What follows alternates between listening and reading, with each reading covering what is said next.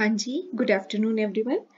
So yesterday we were doing about the elimination reaction. Elimination reaction में मैंने आपको बड़ा ही बेसिक सा कंसेप्ट बताया था कि हमारी दो टाइप की elimination reaction होती है, E1 और E2. तो हम आज उसी को आगे एक्सटेंड कर रहे हैं elimination reaction को. एक तो इसमें आगे मैं आपको अल्फा बीटा गामा एलिमिनेशन के बारे में बताऊंगी कि वो क्या होता है. तो depending upon the relative position elimination reaction का ही हम आगे फर्दर कंटिन्यू कर रहे हैं. एलिमिनेशन रिएक्शन में ये कहता है 3 टाइप का होता है आपका एलिमिनेशन, अल्फा बीटा गामा. वो किस पे डिपेंड करता है? Depending upon the relative position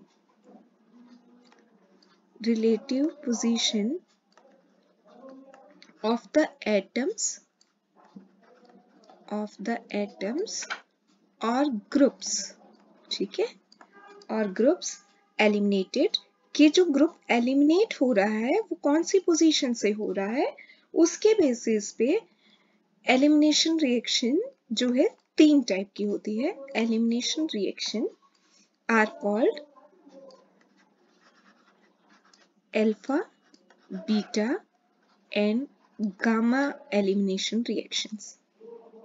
ठीक है, तो ये हम वन बाय वन करते हैं.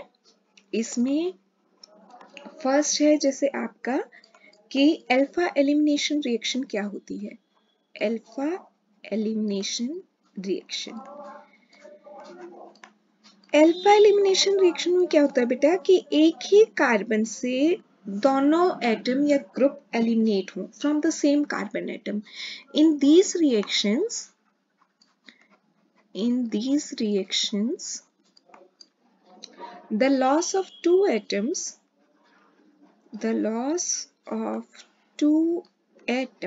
जो दो एटम होंगे या फिर दो डिफरेंट ग्रुप होंगे, groups take place from the same atom. एक ही एटम से लॉस होगा, from the same atom, okay, of the substrate molecule.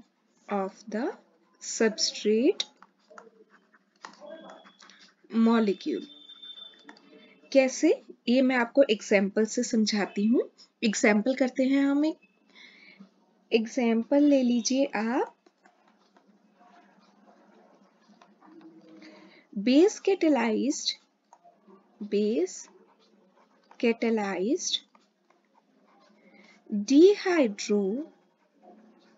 dehydrohalogenation of chloroform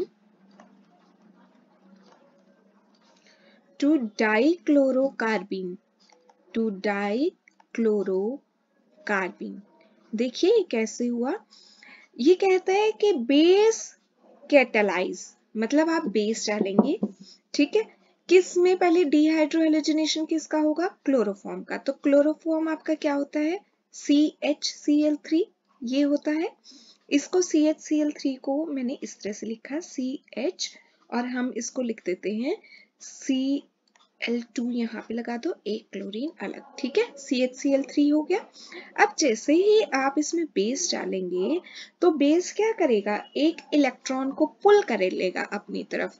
एक इलेक्ट्रॉन को पुल करेगा, एक प्रोटॉन को पुल कर लेगा. प्रोटॉन को पुल किया तो H पॉजिटिव निकल गया. H पॉजिटिव निकला. ये जो बॉन्ड के इलेक्ट्रॉन थे कार्बन हाइड्रोजन के बीच में, ये कहाँ पे आ गए? इस कार्बन पे आ गए. इस कार्बन पे आए तो इस कार्बन पे क्या हुआ? इलेक्ट्रॉन डेंसिटी बढ़ गई. अब भाई इलेक्ट्रॉन डेंसिटी बढ़ गई, उससे तो 3 इलेक्ट्रॉन विड्रॉइंग नेचर के क्लोरीन एटम्स अटैच्ड हैं.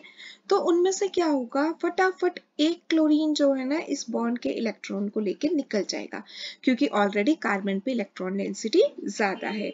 तो इसमें क्या हुआ? जैसे ही बेस आया मॉलिक्यूल के पास, H पॉजिटिव प्रोटॉन उसे निकाल लिया, तो एक तो आपका बन गया H2O. साथ में कार्बन के ऊपर ये लोन पेयर आ गया इलेक्ट्रॉन का Cl2 एज इट इज है. एक हैलाइड आयन Cl नेगेटिव निकल गया. तो ये जो बना जिसमें कार्बन पे लोन पेयर है, ये क्या होते हैं आपके कार्बीन्स। तो 2 क्लोरीन जुड़े हुए हैं और ये बना आपका डाइक्लोरोकार्बीन। तो अब आप इस चीज को देखिए कि बेस आपने डाला, बेस डाला OH नेगेटिव, वो कैटलिस्ट का काम कर रहा है, उसकी प्रेजेंस में हुआ क्या, डी मीन्स रिमूवल। रिमूव कौन कौन हुआ, एक तो हाइड्रो वाटर रिमूव हो गया और एक क्या रिमूव हुआ, हेलोजन Cl नेगेटिव रिमूव हो रहा है ना। कहाँ से रिमूव हुआ, क्लोरोफॉर्म से, और बना क्या प्रोडक्ट, डाइक्लोरोकार्बीन। अब देखिए इसी कार्बन से H निकल रहा है, सेम कार्बन से क्लोरीन निकल रहा है। तो इस टाइप की जो आपकी डी एलिमिनेशन रिएक्शंस होती हैं उनको हम बोलते हैं alpha elimination reaction, alpha elimination reaction. ठीक है बेटा, एक ही एटम से अगर 2 ग्रुप निकल रहे हैं या 2 एटम आपके एलिमिनेट हो रहे हैं तो ऐसी रिएक्शंस अल्फा एलिमिनेशन रिएक्शन होती है। Now next is beta elimination reaction. Beta elimination reaction में क्या होगा, अल्फा और बीटा 2 साथ वाली कार्बन एडजेसेंट एटम से ग्रुप रिमूव होंगे, एक से नहीं होते इसमें। देखिए इन these reactions the loss of two atoms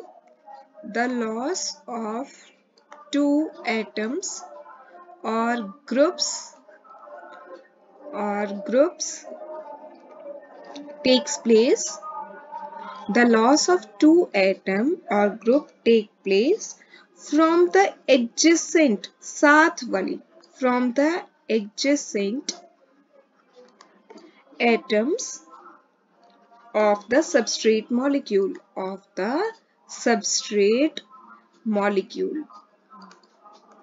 ठीक है। इसमें कैसे, इसका भी मैं आपको एग्जांपल के साथ समझाती हूँ। एक एग्जांपल हम पहले करते हैं एसिड की प्रेजेंस में। एसिड catalyzed dehydration of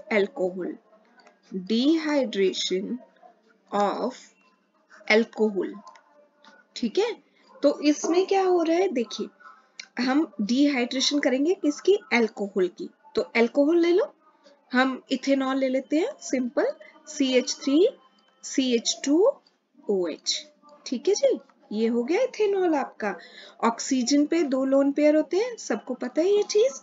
अब इसमें एसिड कैटलाइज्ड, आप क्या करेंगे, एसिड डालेंगे, H पॉजिटिव डाल दिया, कोई भी एसिड जो H पॉजिटिव दे। ये क्या होगा, ये जो ऑक्सीजन पे लोन पेयर है ना, ये एक इलेक्ट्रॉन पेयर, 2 इलेक्ट्रॉन इस H के साथ बॉन्ड बनाने में यूज हो जाएंगे। इस H के साथ बॉन्ड बनाएंगे तो आपका ये इस तरह से बन जाएगा CH3CH2OH, और ऑक्सीजन पे अब क्या रह गया, एक लोन पेयर रह गया है, ठीक है। ऑक्सीजन के पास एक लोन पेयर रह गया है, लेकिन इस पे पॉजिटिव चार्ज आ जाएगा ऑक्सीजन पे, क्योंकि इसने अपना इलेक्ट्रॉन पेयर डोनेट किया है एसिड के प्रोटॉन के साथ बॉन्ड बनाने में। तो अब ये इस पॉजिटिव चार्ज को कंपनसेट करने की कोशिश करेगा, भाई मुझे अपने इलेक्ट्रॉन वापस चाहिए, कहीं से भी मिले। तो ये कहीं से भी कहां से खींचेगा, ये इस कार्बन और ऑक्सीजन के बॉन्ड के बीच के ये वाले जो 2 इलेक्ट्रॉन है ना, इनको ले जाएगा अपने साथ, और ये बॉन्ड इस तरह से ब्रेक हो जाएगा, हेटेरोलिसिस। तो अब क्या हुआ, ये बॉन्ड टूटा, CH3 as it is, CH2, और इधर से ये H2O निकल गया। H2O जो निकला, ऑक्सीजन के पास वापस उसके 2 लोन पेयर आ गए, ठीक है। लेकिन इसमें क्या हो रहा है बेटा, ये ऑक्सीजन जब निकला, इस बॉन्ड में 2 इलेक्ट्रॉन थे, एक कार्बन का एक ऑक्सीजन का। तो ऑक्सीजन ने क्या किया, अपना तो लिया ही लिया, साथ में कार्बन का भी लेके चला गया। जब वो कार्बन का इलेक्ट्रॉन लेके चला गया तो कार्बन तो इलेक्ट्रॉन डेफिशिएंट हो गया ना, जिसकी वजह से क्या हुआ, कार्बन पे पॉजिटिव चार्ज आ गया। अब इस पॉजिटिव चार्ज को कैसे कंपनसेट किया जाए, पॉजिटिव चार्ज को कंपनसेट करने के लिए जो साथ वाली कार्बन है, ये वाली जो कार्बन है, इसमें मैं CH3 है ना आपका, इस तरह से भी दिखा सकते हो, CH2 और एक हाइड्रोजन मैंने यहाँ लगा दी। तो यहाँ से क्या होगा, एक प्रोटॉन निकल जाएगा अपने इलेक्ट्रॉन छोड़ के, और वो बॉन्ड के इलेक्ट्रॉन इस कार्बन कार्बन के बीच में आ जाएंगे। यहाँ पे आपका डबल बॉन्ड आ जाएगा, CH2 CH2, ठीक है। साथ में एक प्रोटॉन निकला। ये क्या है, ये कैटलिस्ट का काम कर रही है, तो रिएक्शन को आगे प्रोसीड कराने में हेल्प करता रहेगा। तो इसमें क्या हुआ, देखिए आपका OH जो है वो यहाँ से निकला था इस वाली कार्बन से, और H इस वाली कार्बन से। अगर ये आपकी अल्फा है तो ये आपकी बीटा है। तो एक एटम या ग्रुप अल्फा कार्बन से निकल रहा है, एक बीटा से निकल रहा है। इस टाइप की जो एलिमिनेशन रिएक्शन होती है इनको हम बीटा एलिमिनेशन रिएक्शन बोलते हैं। You might be hearing the noise in the background, but election season है, तो ma'am can't do anything in that. लोग promotions कर रहे हैं, let them do, and we'll study chemistry in between. So try to focus on the lecture. Then next example for this, आप अभी आपने एक एसिड कैटेलाइज कर ली, एक और एग्जाम्पल बताऊं बेस कैटेलाइज का, दोनों का एक एक कर लेते हैं, ठीक है। वैसे तो देखिए एग्जाम्पल आप एनसीईआरटी की बुक से या किसी भी बुक से कितने मर्जी आए भी कर सकते हैं। टाइम कंस्ट्रेंट को देखते हुए मैं आपको एक एक एग्जाम्पल दोनों टाइप का कराऊंगी। अब अगर बेस कैटेलाइज्ड देखें हम, बेस कैटेलाइज्ड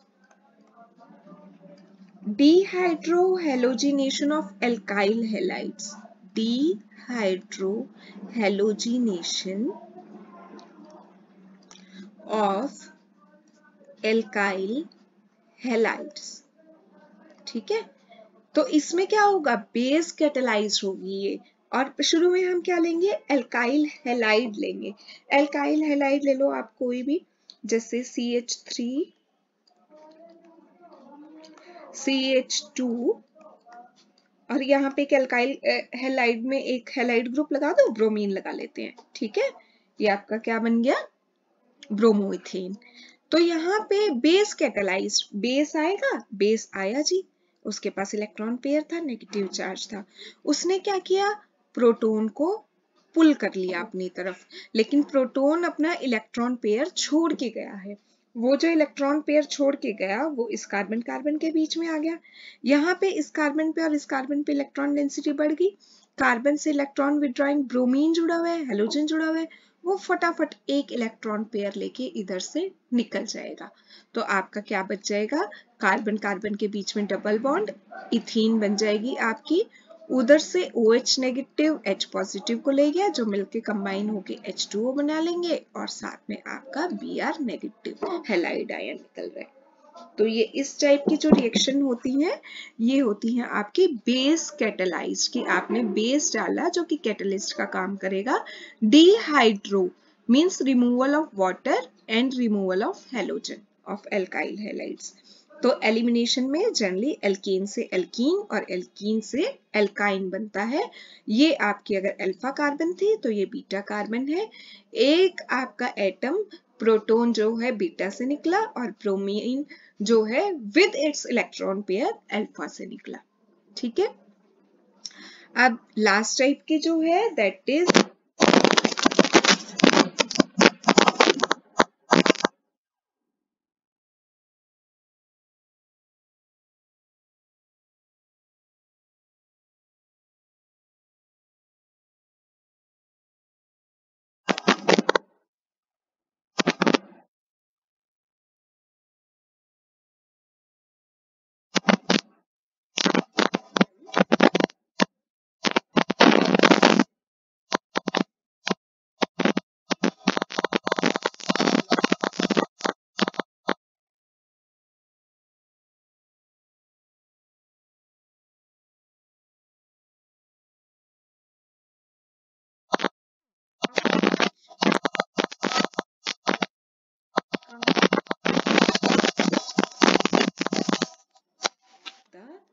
substitute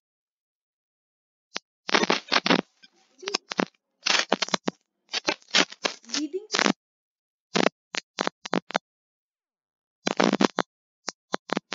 formation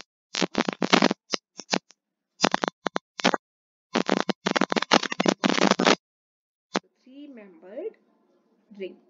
देखते हैं फटाफट से कैसे। जैसे मान लो मैं ये कंपाउंड लेती हूँ CH3 CH2 CH2Br, इधर भी CH2Br ले लेते हैं क्योंकि अल्फा और गामा दोनों से निकलना है ना। तो 3 कार्बन है, 1 2 3, तो 1 2 3। कॉर्नर वाले कार्बन से, टर्मिनल कार्बन से एक एक ब्रोमीन लगा हुआ है, ठीक है। टर्मिनल कार्बन से एक एक ब्रोमीन लगा हुआ है। बाकी सबसे फिर दो दो हाइड्रोजन भी अटैच्ड हैं, 1 2, और कार्बन कार्बन के बीच में बॉन्ड हो गए 4, इससे भी 2 हाइड्रोजन और ये बॉन्ड हो गए 4, इससे भी 2 हाइड्रोजन, ठीक है जी। अब इसमें क्या होगा, जैसे ही आप जिंक डस्ट डालेंगे ना, तो एक ब्रोमीन तो अपना इलेक्ट्रॉन पेयर लेके निकलती है और एक ब्रोमीन अपना इलेक्ट्रॉन पेयर छोड़ के निकलती है, और ये वाला जो इलेक्ट्रॉन पेयर है ये इस कार्बन कार्बन के बीच में आ जाता है, ZnBr2 निकलता है, ठीक है। तो यहाँ पे क्या होगा कि आपका 3 मेंबर्ड रिंग बनेगा इस तरह से। 3 मेंबर की रिंग हो जाएगी, CH यहाँ पे है ही, यहाँ पे भी आ गया, और यहाँ पे ऐसे था ना। अब ये जो ब्रोमीन अपना इलेक्ट्रॉन पेयर छोड़ के गया ना, इसकी वजह से इस कार्बन कार्बन के बीच में बॉन्ड बन जाएगा, ठीक है। तो फिर आप ये just hold for a minute, just a minute only.